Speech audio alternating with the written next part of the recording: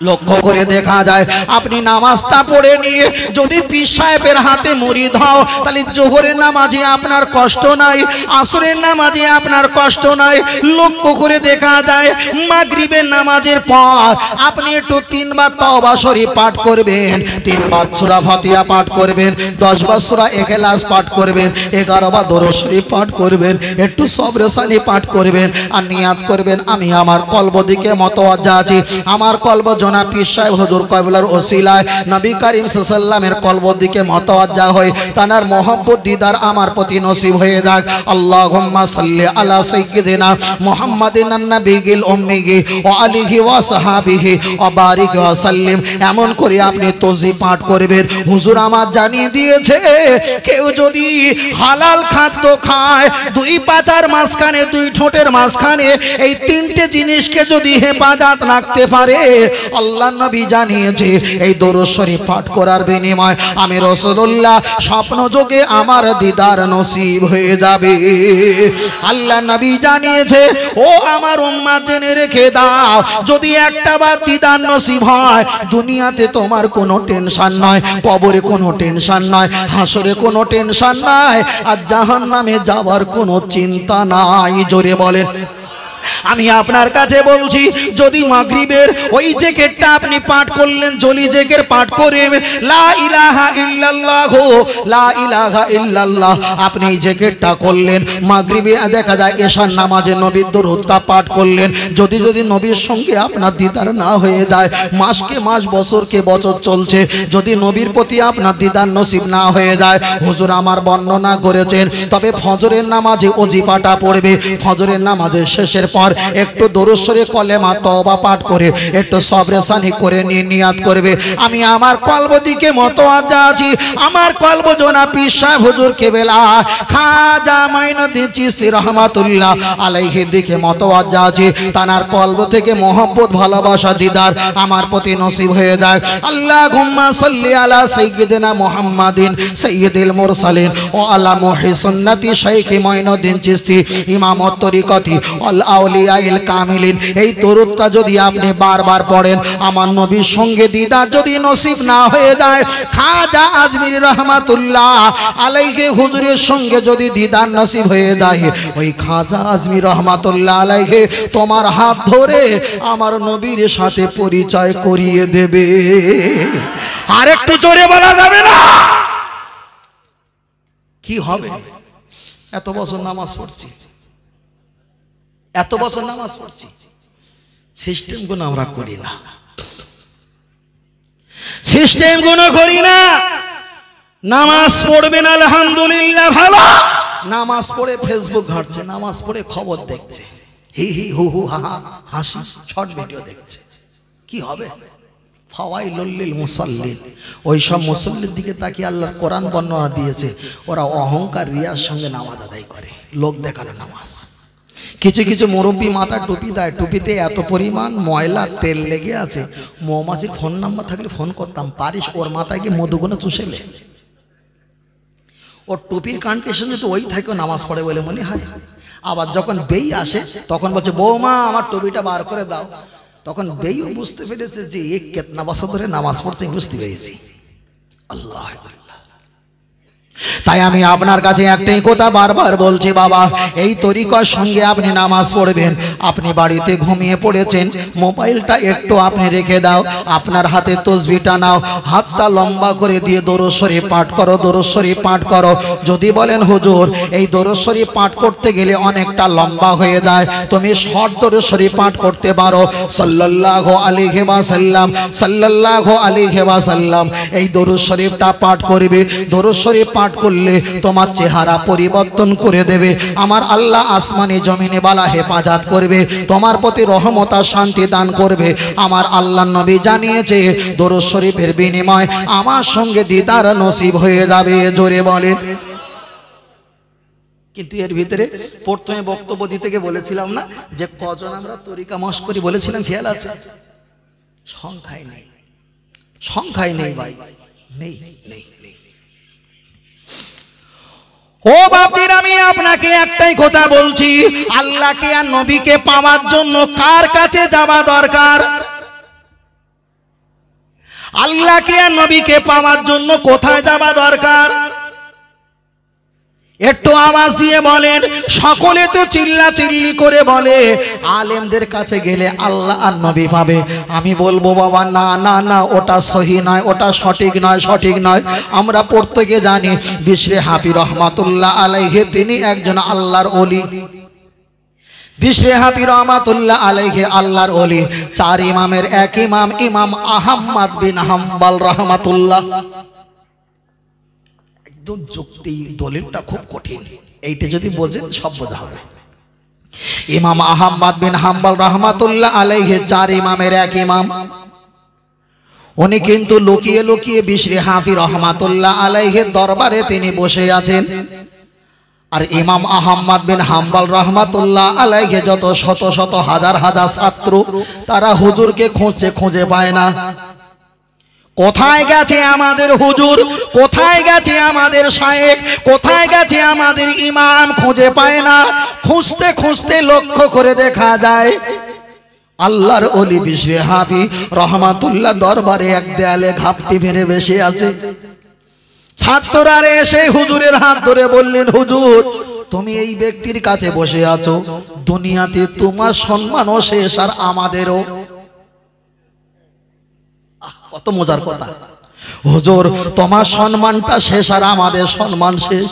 তুমি এত বড় জগৎ বরণ ইমাম বিশরে হাফি হুজুরের কাছে বসে আছেন, উনি তো মদখোর ছিল, আল্লাহর ওলি হয়েছে, ওখানে কেন বসে আছো? ওই সময় চার ইমামের এক ইমাম, ইমাম আহমদ বিন হাম্বল বাচ্চার মতো কেঁদে বলেছিল, হ্যাঁ আমার ছাত্ররা জেনে রেখে দাও, আমি তোমাদের চার ইমামের ভিতরে একটা ইমাম। আমি ইমাম তোমাদের বলছি, ইমাম আহমদ বিন হাম্বল। আমি কোরআন হাসিল করেছি, আমি হাদিস হাসিল করেছি, আমি শরিয়াত হাসিল করেছি, কিন্তু আমি আল্লাহ আর নবী হাসিল করতে পারি নাই। তাই যিনি আল্লাহ আর নবী হাসিল করেছে, আমি লুকিয়ে লুকিয়ে তার দরবারে হাজির হয়েছি।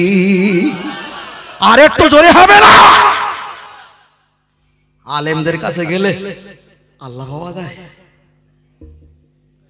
আমরা কোরআন হাদিসের দলিল সাক্ষেপ কিছু কথা বলবো, এটা ওই রাস্তা, ওটা ওই রাস্তা, এটা জায়েজ, ওটা না জায়েজ, এটা শরিয়ত সম্পর্কে পারদর্শী হবে।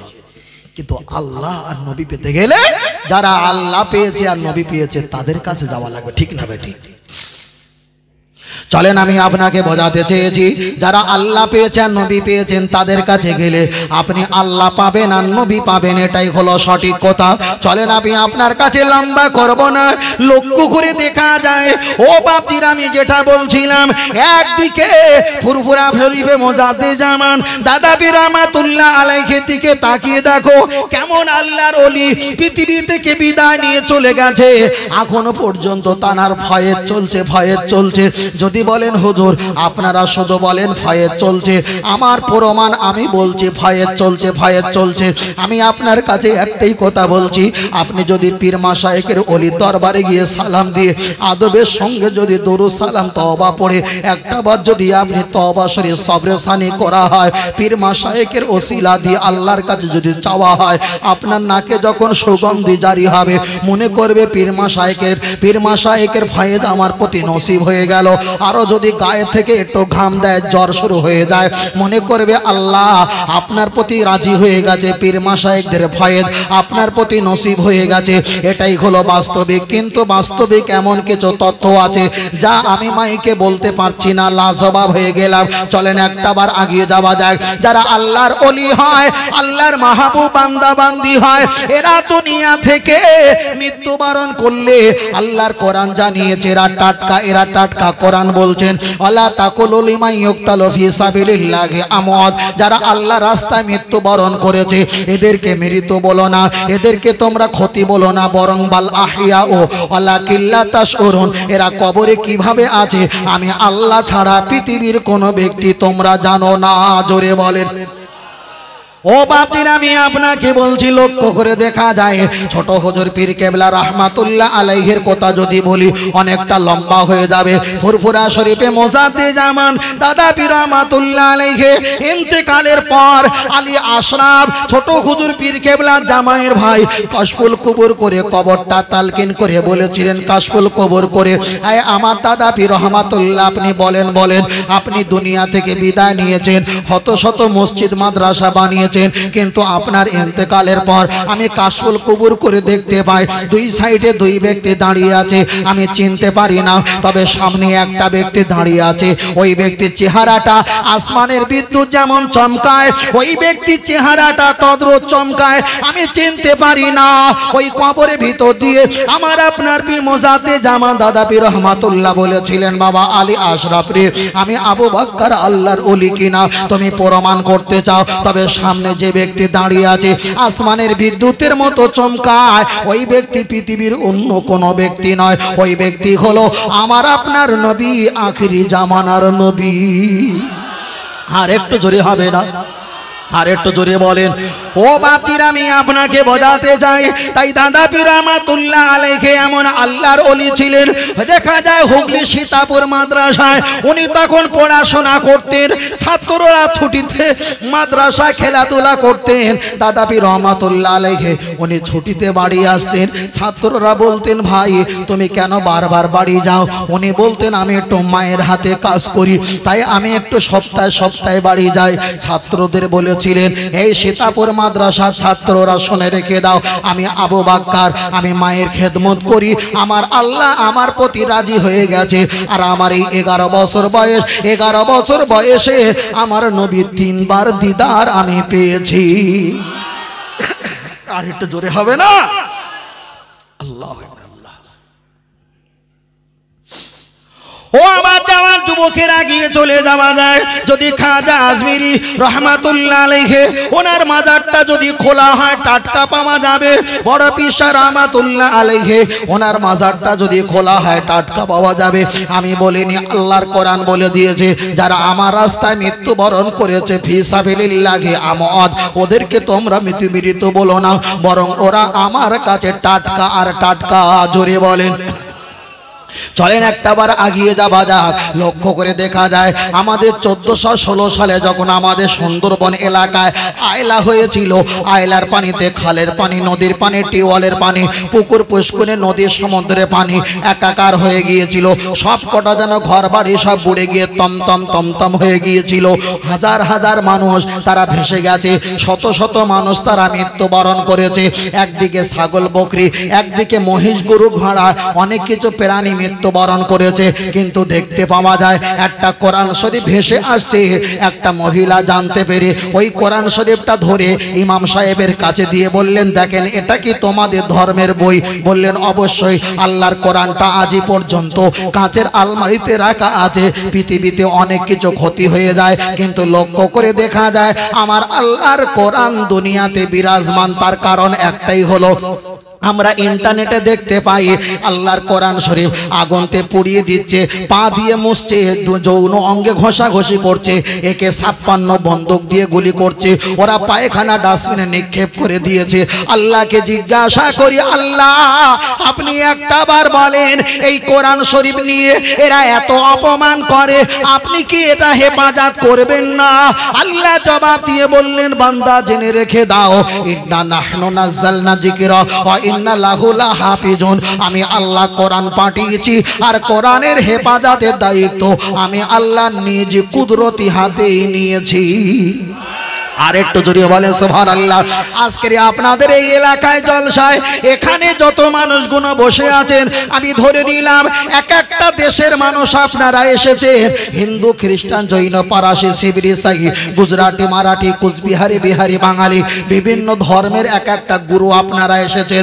আপনাদের যদি বলতে বলা হয় আপনার ধর্মের বই এখানে একটা বার বলো, উনি 3 পৃষ্ঠার পড়ে পালিয়ে যাবে।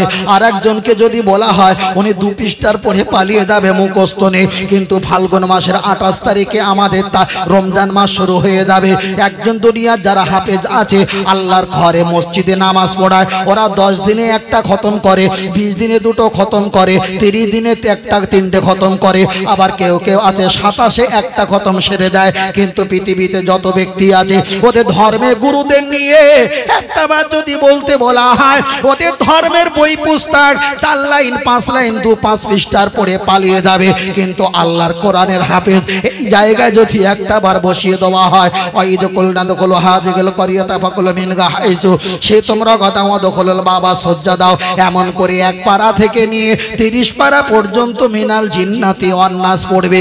আর এই লেখাটা যদি কাগজে কলমে কম্পিউটারে যদি ছাপানো হয়, একদিনে আল্লাহর কোরআন পুরোনায় তৈরি হয়ে যাবে। আর একটু জোরে হবে না? তাহলে আমরা একদিকে এক পেশে কথা বলিনি, একদিকে নবীর কথাও বলেছি, অপরদিকে বড় তেলাওয়াত কোরআনের কথাও। পরে বলবে না যে শুধু ওই ওই করে চলে গেল, আর কিছু বললো না। আল্লাহ, যদি আগুন লেগে ধ্বংস হয় তামাম পৃথিবীর বিশ্বের বইয়ের দোকান, তবে বিশ্ব থেকে হারাবে না পবিত্র আল কোরআন। বলো সুবহানাল্লাহ। কি করে করবে কোরআন ধ্বংস? আগুনের কি তেজ, আজ বিশ্ব জুড়ে বেঁচে আছে কোরআনের হাফেজ। তারা বাঁচাইবে ইসলামের জ্যোতি, আর বাঁচাইবে কোরআনের মান, তবে বিশ্ব থেকে হারাবে না পবিত্র আল কোরআন, তবে বিশ্ব থেকে হারাবে না পবিত্র আল কোরআন।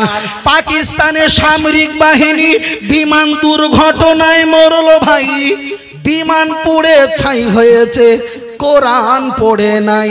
কোরআন যেমনি ছিল তেমনি আছে, একটা পৃষ্ঠার হইল না বিলান, তবু বিশ্ব থেকে হারাবে না পবিত্র আল কোরআন। আর একটু জোরে হবে না? আমরা কোরআন চাই কি চাই না? আমরা নবীকে চাই কি চাই না? আমরা পীর মাশায়েখ চাই কি চাই না? নবী দিবস চাই কি চাই না? নবীর শাফাত চাই কি চাই না? আমরা চাই, কিন্তু মহব্বতটা বেশি, আমাদের চাওয়াটা কম। কেন? আমাদের যদি চাওয়া কম হয়ে যায়, মহব্বতের কারণে আমার আল্লাহ দিতে ভুলবে না।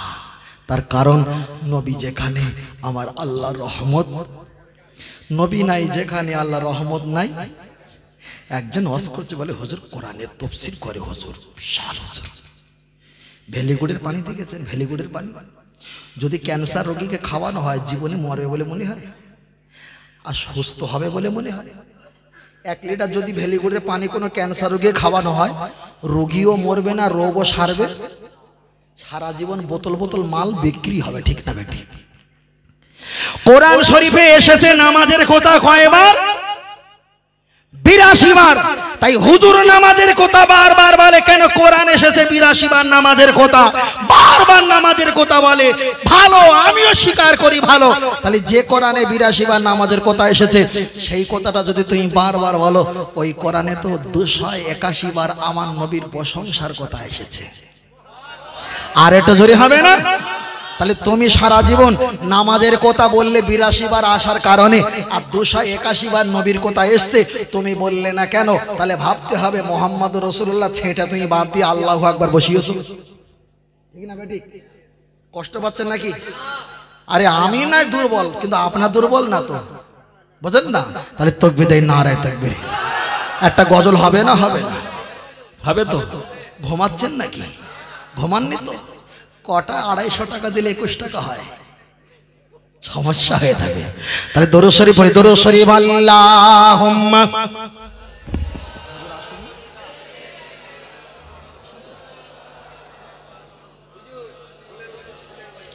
ফুলের গজল। এই তোরা মিথ্যে কথা বলিস আবার।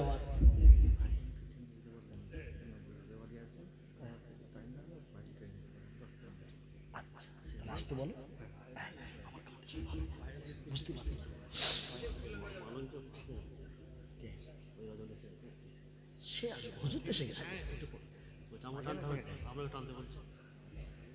কটা পর্যন্ত করো তোমরা আবার? হ্যাঁ, আমার যেখানে কলিজা থাকে সেখানে ফুলকো চলে গেছে, আর যেখানে প্রসাবের থলি সেখানে কিডনি চলে গেছে। খুলে দেখাবো? মাশাআল্লাহ, তাকবীর, নারে তাকবীর। কটা ফুল দাও না, ফুল দাও, তিনটে ফুল দাও। হ্যাঁ দাও। দেখেছো ছাত্র, দেখেছো খুব কঠিন ছাত্র। হ্যাঁ তুমি ওঠো না বড় ভাই। বাহ, মাশাআল্লাহ মাশাআল্লাহ। আরে সর্বনাশ, তাকবীর দাও, নারে তাকবীর। হয় না রে, এটা জোরে তাকবীর, নারে তাকবীর। শাশুড়ি বেঁচে আছে, ওই জন্যই এত নর্মাল হয়ে গেছে। শাশুড়ির কামাই খাচ্ছে জামাই, খাওয়া কম হয়েছে বলে গা শক্তি নেই, বুঝেন না? ফুল দাও, ওই হলুদ দাও, তোলো ওই ফুল তোলো। কে কাজ লাল হলো সব একটা করে দাও। হ্যাঁ মাশাআল্লাহ মাশাআল্লাহ, থাক দূরে থাক, আর না দিও না, ছেলে রেখে যাবে। আবার দিচ্ছে একটা। ওরে বাবা, বস, মাশাআল্লাহ মাশাআল্লাহ, আল্লাহু আকবার। ও গো আমার প্রিয় নবী, তোমার প্রেমে পাগল সবই, বলুন সুবহানাল্লাহ। হায় জন্ম আমার হুগলি জেলাতে, রেখো চো আমায় পাগল করে। হায় জন্ম আমার ইন্ডিয়াতে, রেখো চো আমায় পাগল করে। রসুল তোমায় ভালোবাসি, মন হৃদয় উজাড় করে। বুকের মাঝে জ্বালায় আমার, দূর হবে তো মার দিদারে, দূর হবে তো মার দিদারে। ও নবী সুখে তুমি, দুঃখে তুমি, মুখে তুমি, বুকে তুমি। হায় মায়া যদি লাগে তোমায়, মায়া যদি লাগে তোমায়, দিদার দিও স্বপ্ন যোগে। রসুল তোমায় ভালোবাসি, মন হৃদয় উজাড় করে। বুকের মাঝে জ্বালায় আমার, দূর হবে তো আমার দিদারে, দূর হবে তো আমার দিদারে। আল্লাহুম্মা, জোরে পড়ো বাবা, মাইকের সাউন্ড দেয় না। ওয়া আলা আলি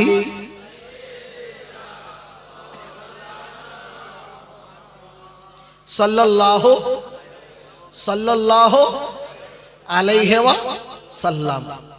হাসা ভালো না খারাপ? কে যদি হাসে ভালো না খারাপ? গাল ভরে হাসো, ইচ্ছা মতো হাসো, একা একা হাসো। ফালিয়াদাহকু কলিলাও ওয়া লিয়াবকু কাসীরা। বেশি বেশি কাঁদো, তবে অল্প অল্প হাসো। হাসার কথা আছে না নেই? আছে তো, নেই? আল্লাহ নবী এক জায়গায় বসে আছেন, আবু বকর, ওমর, ওসমান, আলী, তালহা, জুবাইর, অনেকজন সাহাবাকে নিয়ে বসে আছে। ওই খাজুরের কাঁদি না কি বলা হয় সেরকম, দেখ খাজুরের ছড়া না কাঁদি বলা হয় না? আল্লাহ নবী দিয়ে বলছেন, ধরো এই পাকা খাজুর দিয়েছে, সব গোল করে বসে একসঙ্গে খাবো। সব সাহাবা বসেছে, নবী ওদের সঙ্গে বসে খাচ্ছেন। খেতে খেতে বলছে, বাবা কে কটা খাও গুনে রেখো, কে কটা খাও গুনে রেখো। ওই 8 না 20 দানা বলে, গুনে রেখো। সবাই খাচ্ছে, গুনে রাখছে, সব পাশে রাখছে। আল্লাহ নবী খেয়ে আর 8-20 গুণলি আলী হুজুরের 8-এর সঙ্গে মিশিয়ে দিয়েছে। দিয়ে বলছে, বাবা গণদিনী কটা খেয়েছো? সবাই গুনেছে 18টা 20টা 21টা, 18টা 20টা 21টা। বাবা আলী তুমি গণদিনী? আলী গুনতেছে 45টা পার। নবী বলছে, বাবা আলী তুমি এত হাগুরে, এত পেটুক, তুমি এত খাও, আমি তো আগে জানতাম না। আলী হুজুরের একটু খারাপ লেগেছে না লাগেনি? একটু লেগেছে, সেইভাবে তো নবী বলিনি, পুরো বোঝানোর জন্য বলছি। আলী হুজুর যখন বলেছে, আমারে যখন বলেছে, আমি একটু বলে শোধ করবো। হুজুর আমি না একটু হাগুরি, আমি পেটুক, আমি একটু লোভী নাই, বেশি খেয়েছি। ওরা 18টা খেয়েছে, আমি 45টা খেয়েছি। কিন্তু আমাদের ভিতরে এমন পেটুক মানুষ আছে যে 8ই সহ খেয়ে ফেলেছে। কথা বোঝেননি? তাহলে শ্বশুর জামাই একটু হাসির ব্যাপার হয়েছে না হয়নি? হয়েছে তো। নবী এক সময়টাকে বলছেন, বাবা সাহাবারা ঘর থেকে তাড়াতাড়ি বার হওয়া। বলে কেন? বলছে দুই মুয়াজ্জিন গোলা কাটাকাটি হচ্ছে। সবাই বার হয়ে এসছে, দেখে না হযরত বেলাল হুজুর মরক জবাই করতেছে। মরক তো মুয়াজ্জিন, আর বেলাল হুজুরও মুয়াজ্জিন। হাসির ব্যাপার নবী বলেছেন জায়েজ না না জায়েজ? এগুলো জায়েজ, বিষয় ভিত্তিক এগুলো জায়েজ। এগুলো কখনো কেউ নিয়ে সমালোচনা করবেন না। নবী এগুলো মিসকে মিসকে হাসতেন, মিসকে মিসকে হাসতেন। এগুলো একবার আবু বকর হুজুর ধরা পড়ে গেছে নবীর কাছে। আবু বকর হুজুর বলছে, হুজুর নামাজ পড়তে গেলে মন এদিকে ওদিকে যায় না। আমাদের নামাজ পড়তে গেলে মন ওদিকে যায় না, যায় না। কমিটির লোক নামাজ পড়ছে, বলছে মফিজুল হুজুর তো ফোন করলো, তখন মায়াপুর পার হচ্ছে, কত দূর যে চলে এসে ফোন করলো, মনে হয় একটা মেসেজ এসে মনে হয় ফোন করলো, দেখলো না মেসেজ এসে। এরকম হয় না, হয় না? আবু বকর হুজুর বলছে, হুজুর নামাজ পড়তে গেলে মন এদিকে ওদিকে যায় না। আর নবী বলছে, বাবা নামাজ পড়তে গেলে মন এদিকে ওদিকে যাওয়া সম্ভব। আলী হুজুর ওটা হলো মারেফাত ব্যাপার, আলী হুজুরের মারেফাত ব্যাপার। তবে আল্লাহ নবী বলছে, বাবা আলী, এই বাবা আবু বকর, তুমি যদি একভাবে মন স্থির করে নামাজ পড়তে পারো, আমার মাথার যে পাগড়ি আছে ইয়ামিন দেশের লোকেরা দিয়েছিল, এটা তোমার দান করব। আর যদি মন এদিক ওদিকে যে নামাজ পড়ে, আমার হাতে যে পাগড়ি আছে এই পাগড়িটা তোমার দেবো। বলছে হুজুর তাই? বলছে হ্যাঁ। একদম ইলা শাহামাতি উদনাহি নামাজ পড়া শুরু করেছে। নিয়ত করে কেরাত পড়ার আগে মনে করতেছে মাথার পাগড়িটা দেবে না হাতের পাগড়ি দেবে। কথা বোঝেননি? মাথার পাগড়ি দেবে না হাতের পাগড়ি দেবে। নামাজটা কোনো রকম শেষ করেছে। হুজুর কিছু মনে করবেন না, কেন এ ব্যাপারে আল্লাহ আর আপনি ভালো ফায়সাল্লা দেন, বলুন সুবহানাল্লাহ। নামাজ পড়তে গেলে মনে দিকে যাবে, কেউ যাবে না? যাবে। কিন্তু আলী হুজুরের যেতেন না, ওটা হলো আধ্যাত্মিক মারেফাত। পীর মাশায়েখদের যদি না যায়, ওটা হলো আধ্যাত্মিক মারেফাত। কিন্তু আমাদের যাবে। মশলা হলো পায়খানা লেগেছে, নামাজ ছেড়ে দাও, পায়খানা করে এসো। খোদা লেগেছে, গা থেকে ঘাম বাড়াচ্ছে, খোদা আগে খেয়ে নাও, তারপরে নামাজ পড়ো। এটা হলো শরিয়াত, এটা হলো শরিয়াত। তবে নবীর শানে একটা গজল হবে তো বাবা? হবে তো? মাশাআল্লাহ হবে। আমি একটু ভালো না বলতে পারলে আপনারা একটু রং মাখিয়ে নিয়ে বলবেন তো? মাশাআল্লাহ। বললো ইয়া রাসূলুল্লাহ ইয়া হাবিবাল্লাহ, জোরে জোরে ইয়া রাসূলুল্লাহ। ভাই বালিশ নিয়ে এসো, এইরকম জোরে তো দেবে, ওর থেকে বালিশ নিয়ে এসে ঘুমানো দরকার। জোরে বলতে বললো ইয়া রাসূলুল্লাহ ইয়া হাবিবাল্লাহ, জোরে জোরে ইয়া রাসূলুল্লাহ। বাহ! গোলাপ নীলম, গাধা নীলম, নীলম রজনী গন্ধা, মনের শৌখে মালা গেঁথেছি সকাল থেকে সন্ধ্যা। তবে একবার দেখা দাও যদি ও গো কামলি ওয়ালা, একবার দেখা দাও যদি ও গো মদিনা ওয়ালা, হাসি মুখে পাঠাবো তোমায় হাজার কিয়ামের নজরানা। বলো বলো ইয়া রাসূলুল্লাহ, জোরে আরো জোরে ইয়া রাসূলুল্লাহ। সাদা ফুলকে পছন্দ করি তুমি রংটি কোথায় পেলে, নর নবীজির নোরানি দাঁত সাদা ছিল বলে। সুবহানাল্লাহ। আর একটু জোরে বলেন, আর একটু জোরে বলেন। লাল ফুলকে পছন্দ করি তুমি রংটি কোথায় পেলে, ওহদ ময়দানে নবীজি রক্ত লাল ছিল বলে। তাই সাদা লালের দোকান থেকে তুলে গেঁথেছি মালা, সুযোগ পেলে দাঁড়িয়ে পাঠাবো হাজার কিয়ামের নজরানা। তবে একবার দেখা দাও যদি ও গো কামলি ওয়ালা, একবার দেখা দাও যদি ও গো মদিনা ওয়ালা, হাসি মুখে পাঠাবো তোমায় হাজার কিয়ামের নজরানা। বলো বলো ইয়া রাসূলুল্লাহ। ছেলেরা বলো বলো ইয়া রাসূলুল্লাহ।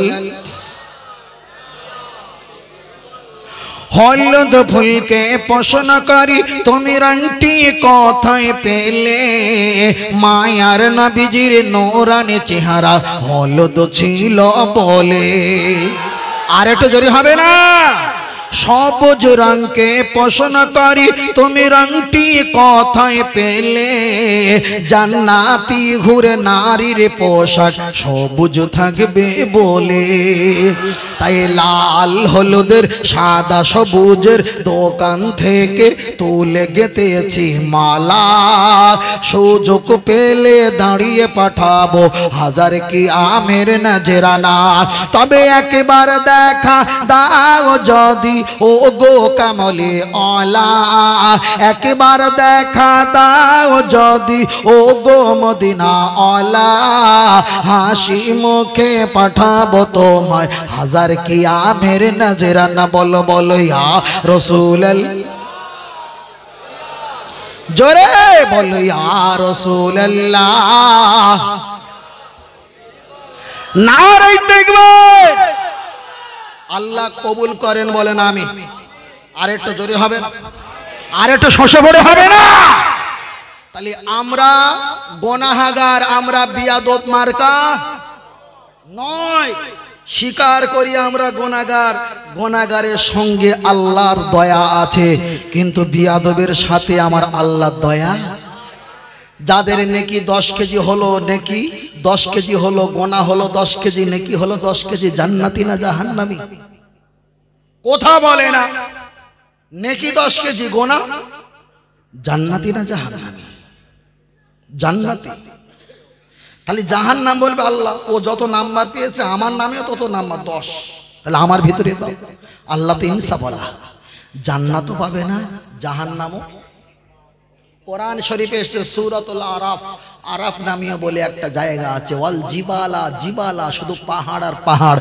ঘুটঘুটে কালো অন্ধকার তবে জাহান্নামের তুলনায় কিছুটা জাহান্নামের ওখানে শাস্তি কঠিন জায়গা যারা জাহান্নামে যাবে একদিন ফিরে জান্নাত পেতে পারে আরাফ নামীয় জায়গায় গেলে ফিরে আসা সম্ভব নয় তাই রাসূল দোয়া করতেন আল্লাহ আমার উম্মতকে আপনি আরাফ নামীয় জায়গায় দেবেন না জাহান্নামে দেবেন না আল্লাহ আমার উম্মতকে অকস্মাৎ মরণ দেবেন না একটু সময় নিয়ে মরণ দেবে যাতে আপনার নাম ডাকা সুযোগ পায় বলো সুবহানাল্লাহ আর একটু জোরে হবে না আমি আর বেশি সময় দিতে পাচ্ছি না যেহেতু আমার শ্রদ্ধেয় ভাই আওলাদে মোজাদ্দে জামান তিনি এসে গেছেন আর শরীরটা খুবই খারাপ ছিল তবু আপনাদের উৎসাহতে ভালোবাসায় অনেক কথা বলেছিলাম না বাবু অনেক কথা বলেছিলাম রাগ করেছেন নাকি রাগ করেছেন ভাই আমি এমন একটা জিনিস রাগ করলে গালি দিলে আগুনতে ফেললে পানিতে ফুললে কিচ্ছু হয় না অটার পুরুপ আবার পাশের এলাকায় আসলে যেরকম ধপায় কেসেছি আবার